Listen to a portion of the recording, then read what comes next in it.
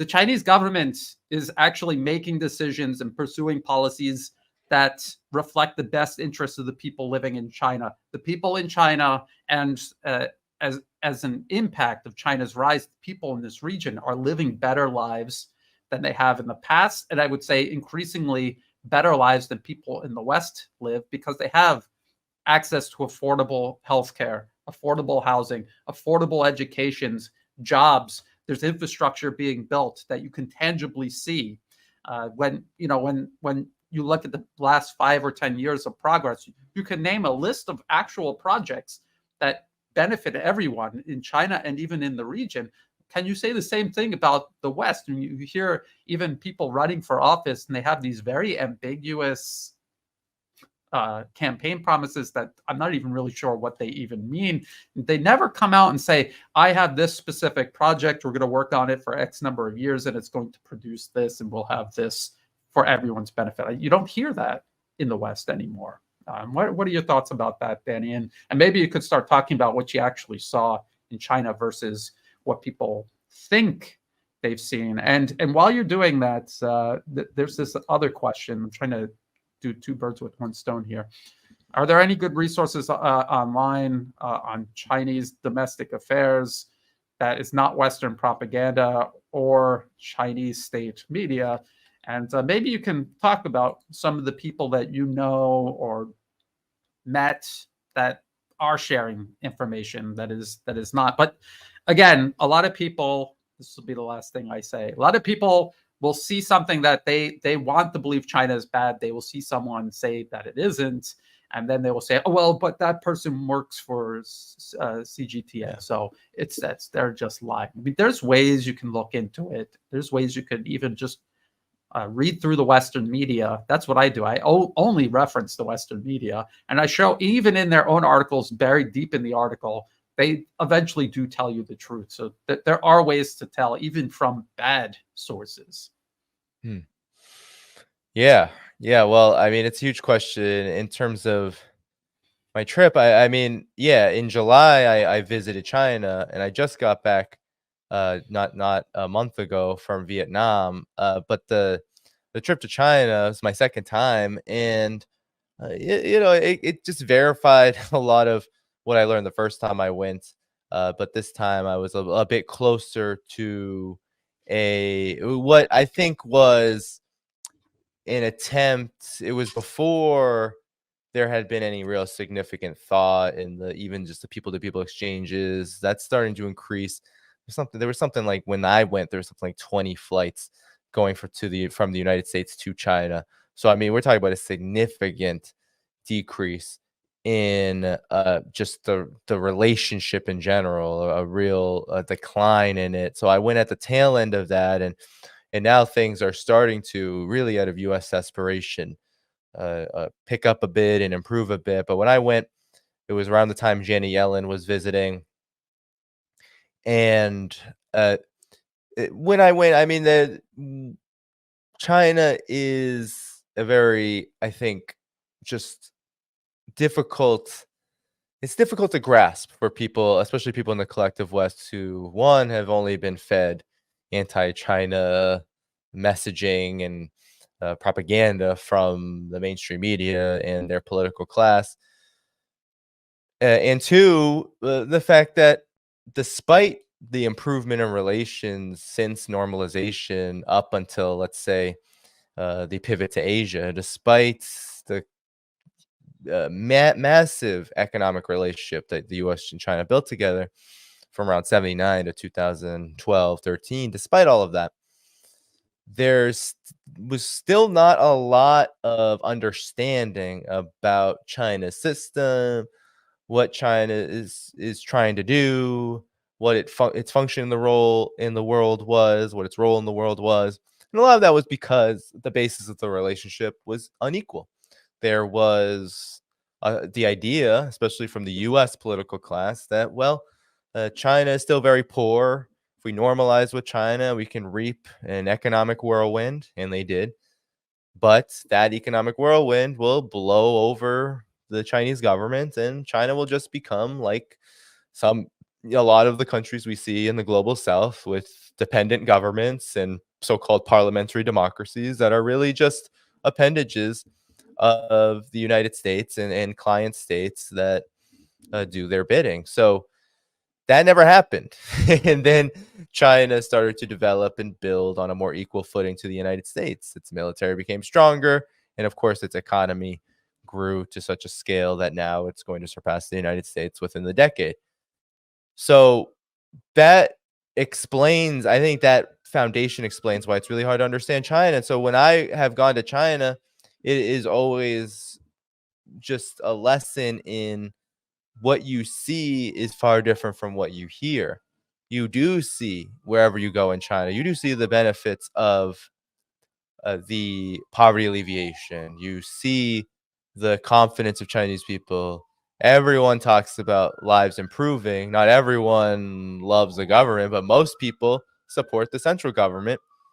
And you just witness where I went, you see how, despite China being a very diverse country, having more than 50 ethnic groups, I believe the number is around 56 different ethnic groups. You see, as because every time I went to China, I've gone from east to west. I went from Beijing. This time around, I went to Gansu province, which is really far west. It borders Xinjiang. I went to Lanzhou, and I went to Danhuang, and then I ended in Shanghai. I mean, these are all very different places, but regardless, China views development just so much differently. It does attempt, and if you go to Gansu province, you see all of the attempts to maintain cultural heritage, to maintain and respect ethnic diversity and the various ways that different ethnic groups want to live. But you also see a lot of attention to bringing everybody up to the same level of economic development, so much so that language like tiered cities is just how people talk in China. They'll say, oh, Shanghai, that's a first tier city. And then they'll say, oh, well, Lanzhou is a third tier city. But no matter what tier the city is, each city is being given attention around development and improving people's livelihoods. And of course, improving the pace of development so that not only people can live better, but that China as a whole can progress economically, technologically, etc. So, when I went to China the second time around, a lot of that was confirmed. And I was also able to be around former diplomats, people with, we were all there to go to a conference on talking about mutual learning and people to people exchanges around the question of civilizational diversity, because that's a huge part of the Global Civilization Initiative. As part of the 3 initiatives under Xi Jinping. And no matter what you see is that even when we talk about something very specific, like how do we respect different civilizations? How do we respect the fact that there's so much difference in the world? It all always went back to this question of development. Everyone talks about development. Everyone wants to live better. Everyone wants to be able to have access to things that will improve their quality of life. And this is something that China can actually offer. And that's because it not only has the economic means to do so, but it has a political system that is truly and genuinely dedicated to doing that for itself and for the rest of the world. It is committed to peace. It is committed to integration. It is committed to not rising tide lifts all boats, not the fraudulent statement of people like Bill Clinton, who used to talk about that under his administration, but actually using the growth and the technology and all the things that China has been able to accomplish and share it with the rest of the world so that they can do it for themselves.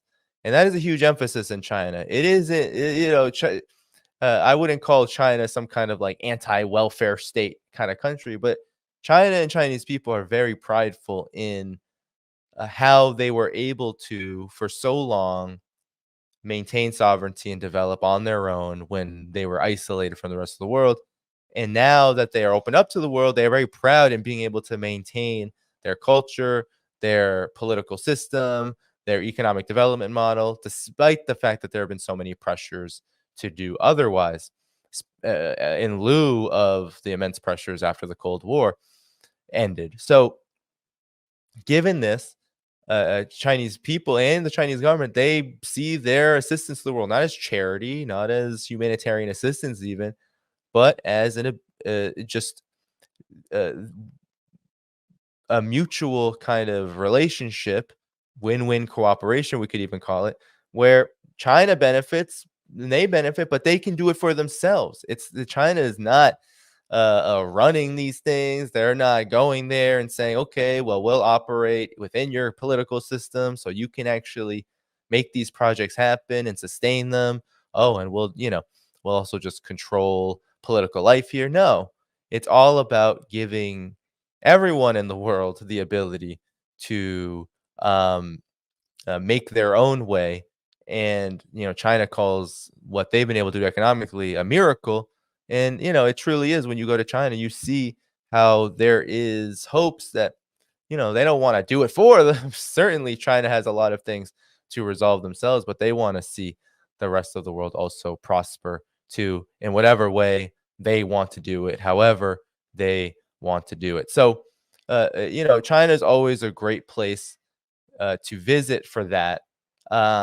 It is always a lesson in what it means to follow a model that isn't based on interference. It almost can feel like this combination of being like overwhelmed by the fact that China is progressing so rapidly, and even with all these talks of economic collapse in China, and China isn't as big of a share of global GDP as it once was, with no acknowledgement of the fact that the Chinese government, especially under Xi Jinping, has long left the idea that GDP growth for GDP growth's sake is something to prioritize. China truly is looking at quality growth at this point. But even so, we're talking about a country amid a global recession for many years because of COVID, and then these conflicts like Ukraine that NATO has spurred. Can you talk a little bit about that? Because we do here. I tried to ask this like a couple of seconds Oh, ago, but I sorry, was sorry. muted. No, I was muted, so there's no way you would have heard. But you see these videos. China's economy is collapsing. 6 months it'll collapse, and we've seen these type of videos for years now. So for years they've been saying China's going to collapse in 6 months or a year. When you went there, did you see evidence of economic collapse? Or because when I talk to people in the United States, I hear about I can't afford my medical bills. I have to pick between paying my rent and bringing my dog to the vet. I can't afford to do these essential things. That seems like a country that is slowly grinding towards some sort of collapse. What do you see when you're in China, though? Any evidence of maybe a slowdown that is understandable, but economic collapse? Did you see any evidence of that? No evidence of economic collapse. The problem with the collapse narrative is that it assumes that China's economic model is designed somehow to collapse, which no point in China's history, not even in the worst times, so you could argue, oh, well, what about the Great Leap Forward? What about the Cultural Revolution period? At no point was the economy even close to collapsing at those periods. And there were massive challenges, both globally and internally, that made it very difficult for China to to progress. But even now, right, amid a global slowdown, which inevitably has both the global economic slowdown and the fact that the United States has been attempting to strangle the biggest and most lucrative sectors of China's economy, namely the tech sector. Despite all of these things, even if there has been a slight slowdown, it has not even at any point led to such a reduction, even in just nominal GDP growth, to even think that there was going to be a collapse. I mean, at this point in 2023, China, I think, is going to end with somewhere around 5.5% GDP growth. That is 2 to 3 times better than most countries in Europe. That's going to be 1.5 to 2 times better than the United States. And China, unlike the United States, doesn't have a model where that slowing economic growth translates into more pain for people.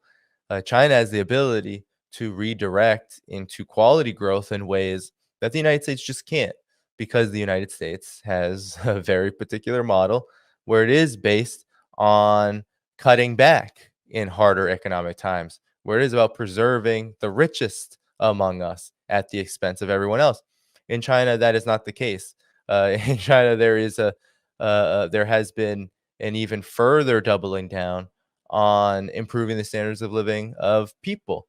So while there is, and you could see it, like even in Shanghai when I was there, you could see that there has been a slowdown of sorts. But where is the slowing down happening? Namely, well, it's happening in mostly the Western centers, the more Western centric centers, where people are redirecting their focus and energy more on Chinese brands, more on developing the Chinese economy. So foreign direct investment, this is one of the, I think, big takeaways about China, is that when you think about the Chinese economy, a lot of people think about opening up and reform and China's relationship to the West as one that was extractive in nature, in the against the interests of China. But actually, what has happened is that even as Western investment has tried to, run away, they've been trying to listen to some degree, although not to a huge degree, to the US's, wagging finger sanctions.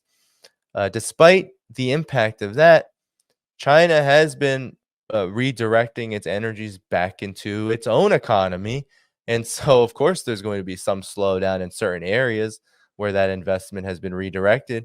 But then you see China able to achieve sort of hallmark feats like releasing a phone with advanced semiconductor chips just a few years after basically being sanctioned to the point where thinking about that kind of technology being produced was just not even in the cards. And I spoke to people when I was in China, and that's how they talked about it. They said, well, Huawei was facing these sanctions, and then there was investment bans, and then there were real efforts to isolate China's tech sector. And for that first year and a half, this is how China thinks. That's how China develops. It's like they're trying to advance every 6 months, every year to another um, technological feat in the realm of telecommunications, computing, all of that. So yeah, there was a year and a half where things slowed down a bit. And then suddenly, because their energy was redirected, because their resources, because the economy looked toward itself, uh, it only took a couple of years to be able to catch up. And it even bamboozled, although I do think they knew that this was happening. The United States acts like it was bamboozled. How could this happen? You see articles now all the time. How is China just getting it? Where are the loopholes? There's so many loopholes in these sanctions. It's not about loopholes. It's about that China has the ability to um, learn from its relationships to benefit itself around the world, so it can benefit. And it has used that technical know-how in times of intensifying war to ensure that it still is able to maintain the progress that it has set out for itself. So China is fine in the sense that it has goals that are being worked toward. There's always going to be external pressures. It is going to have an impact because there is this target on China's back, but nothing of the sort of some kind of collapse is occurring. Actually, what is more likely to happen, and what has been happening over the last several years, is that Chinese people, even people who are not sympathetic to the Communist Party of China and the Chinese government, which is a dwindling few, but even people in that camp in China, just like in Russia over the Ukraine conflict, even people in that camp are seeing it necessary to protect the sovereignty of China, meaning that the government and the overall project of developing around these goals and the 5-year plan only become easier. So it is this kind of push pull, but ultimately what's going on is that China already has the foundation to not go it alone, so to speak, but to uh, move independently of U.S. and Western pressure. There really isn't any kind of pressure that they can exert, which will cause a collapse. Really, what it's just going to cause is the rise of multipolarity to accelerate further, and for China to necessarily have to become more assertive in areas where it honestly does not want to be assertive because it does not look for war or conflict in any regard. But that is where the United States and whoever wants to follow it is ultimately walking. But when I was in China, no signs. People are living as best as they can in circumstances that are more difficult, albeit than they were maybe pre-COVID times. COVID-19 plus a looming geopolitical crisis fueled by the United States. I mean, those things do have an impact, but they do not have the impact to the degree that could really do anything but make China more resilient in the long term, even if there are some short term, really nuisances, drawbacks, maybe, and setbacks that China is more than capable of handling.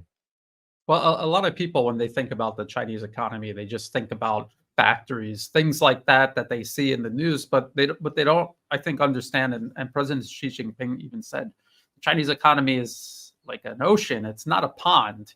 And when he's talking about that, he's talking about not just the size of it, but the variety within it. And anyone who's been to Asia, they will see there's everyone is doing business, massive corporations, state enterprises, all the way down to just everyone on the block is doing some sort of business. And I think it's the same in China. Maybe you could tell us, when you travel around, I mean, what was the state of the infrastructure? Did you see these small, tiny businesses working side by side, or like right next to a giant supermarket? Because here in Thailand, you will see a giant supermarket. Everyone goes there and spends money, but then they also spend money on all the shops right outside, right next to it, or sometimes renting space inside, right outside the entrance. And it's so much economic activity.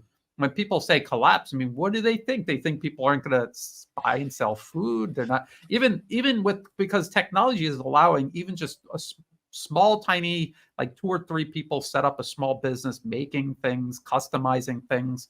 I mean, there's so much that you can do to just keep society running.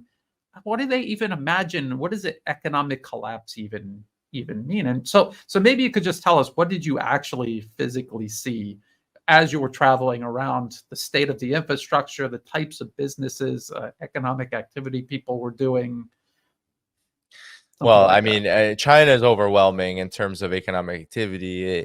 It's so big. I mean, I truly do wish that one day I get a large period of time in any one, especially with the major cities, because of course those are like the heartland of the economic just absolute prowess of China. It is quite astounding. Really, really, what you see is you see everything in China. But I think what's often negated is the fact that and this was the impetus behind the opening up reform from the very beginning.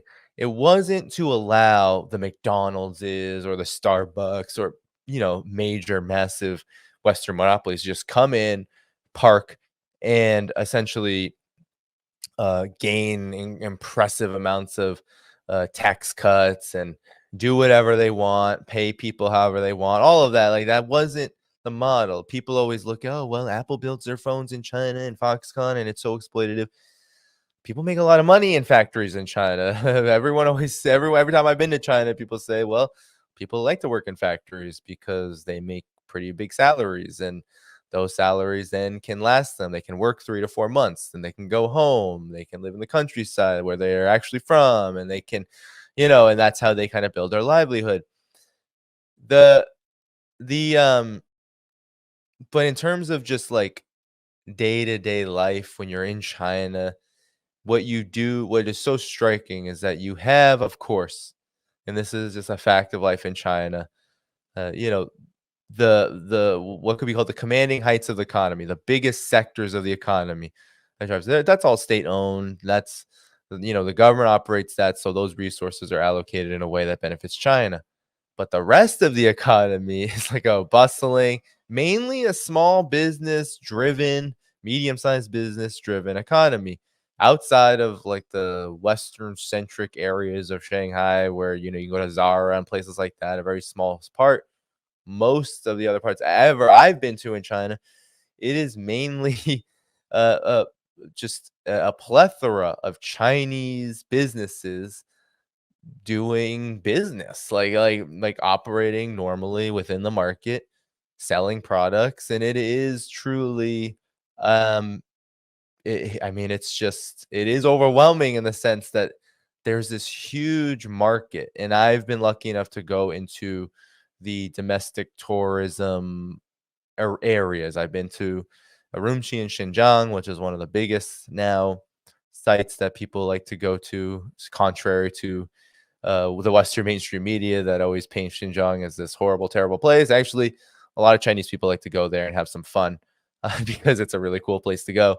And it's so different than like Beijing. If you're from Beijing, you're from Shanghai, you want to go to Urumqi because you get to, you get a taste of West Asian culture, all the different ethnic groups, all the foods, the sites. It's really interesting. So I've been able to go to Gansu province and Xinjiang province, and even in places like that where the economic level of economic development is much lower, I mean, the amount of domestic tourism is truly overwhelming. This time around, when I went in July, like it's hard to even move in areas. I went to a night market where it was crowded in Dunhuang. It was crowded. It was like 2 a.m. and it was packed. So people like to have fun. People are eating their kebabs. People are drinking beer. We had a drink with this gentleman from Inner Mongolia, and he had like 5 beers in a matter of what felt like 2 to 3 minutes. He was having a lot of fun, and he was like, "Wow, this is the first time I've ever met people from from the West, from the United States. I've never, Inner Mongolia is a very far-flung place. If you're from there, you're probably not going to meet many people from Europe, from the United States. We were with someone from Africa, from Kenya. You're not really gonna meet people like that. And but the whole area, it was a night market. It was because the Hui Muslim population is big there. It was mainly driven by families and businesses of that ethnic group, and it was a great time. So these are the things that you can see in China and you can witness in China that shows that the economy actually is doing uh, just fine. It's not where it was 10 years ago. They're not growing at a pace of 9-10%, and that's because the conditions are different both globally and within China. There's much more emphasis on, okay, well, how do we integrate the rest of China with the big economic centers? How do we alleviate the rest of those who are living in relative impoverishment? How do we take care of problems specific to China and specific to development? All of those things actually take pretty massive investments and spending that, um, in nominal terms, the GDP terms, a lot of the so-called market, the world market economy would look at as costs that aren't worth making, that aren't worth spending on, that aren't worth investing in. But China sees things differently. China thinks clean air is important. China thinks having renewable energy is important.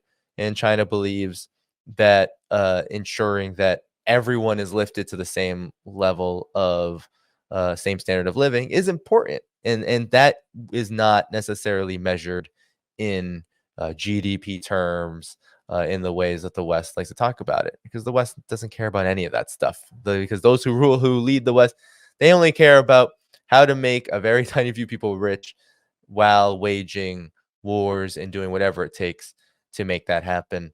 And that is not the sign of a healthy economy. When I go to China, I always see huge signs what a healthy economy looks like: massive investments in infrastructure, massive investments in the livelihoods of people, and even if spending quiets down or real estate development quiets down, China's pursuit of goals that benefit all of China don't slow down. They don't. So that is the difference between China and the United. When the United States is in economic crisis, what happens? Well, lots of people get thrown out of their homes. People end up in massive amounts of debt. There's a higher rate of poverty, and you can bet that the defense budget for some reason is going to increase because there's going to be more wars that people need to hang their hat on in order to ease some pressure, and of course for the ruling elite to attempt to stabilize their own problems that they've created. So it's such a different it is just such a different experience, and it's one that in this era, I think in this moment now where there's this, what I call, I think it's mainly a fake shift on the part of the United States, but it does have some fruits that have been born. There are more flights now, even though it's kind of a pathetically low number still to China. And there is just a cooler atmosphere because the United States is just so overstretched in other parts of the world. I think it's important for especially people in the collective West to consider making trips there happen so they can see for themselves that no matter what the situation is, whether it's China's not collapsing, China is collapsing, no matter what the mainstream media is saying, that ultimately what you see in China is a pretty steady progression. I mean, I feel lucky I was able to see from 2019, 2020 to now. I even went back to Dhaiphong, though I had been there the first time during my first trip there, and I was able to witness the fact that they had built a theater in that time, like Grand Theater. And then I went there and I saw a great show. It was pretty incredible, pretty beautiful show about the Silk Road, held by people, performed by people who were deaf and who were blind. It was an incredible performance. It was, celebrating the first archaeologist in China who, was from Shanghai, and she, after college, she moved to Gansu province, which at that time in the 1960s was like one of the most impoverished places in the world, with nothing there, no industry, no infrastructure. And she went with the goal of pursuing cultural preservation and helping that part of China tell its story, tell its history. What is this all about? The Silk Road is a very interesting historical phenomenon. And Gansu province is huge in China, and no one up until that point had been able to really develop any kind of cultural and historical understanding of it, because China was in such a terrible economic position from the century of humiliation. So she was celebrated. It was a really great time, but that theater was not there when I had went the first time. And so this is I think a testament to China's economic development and what China is trying to do, for itself, and of course in its larger role as a facilitator of this multipolar world. Thank you for tuning in to my latest video. I appreciate all of your support. This channel, however, needs your help. I am seeking to make this channel more sustainable in the long term and upgrade necessary equipment to ensure that this work continues onward and makes progress to give you all of the geopolitical analysis that you all deserve. For that reason, I'm asking you to become a member of my Patreon community at patreon.com/DannyDhaiphong. You can find that link in the video description or in the pinned comment below. For whatever amount you choose to give, just know you are supporting independent media that you can't find anywhere else. Thank you so much, and I look forward to the next video.